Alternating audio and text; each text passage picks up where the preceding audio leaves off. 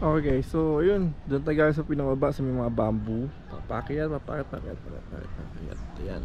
Tapos from here, ito na yung pinaka magiging view nyo, which is kitang kita yung mga kabahayan dito, yun, no? Huh? Yung mga sa taas ng mundo. Pero actually guys, talagang napakaganda na kung isang kulay lang talaga siya, no? Or gumamit sila ng pinaka parang bricks, no? Parang tisa na pinakabubungo, no? Parang magmumukha siya para sa Japan, yan, no? Pero ang ganda na rin.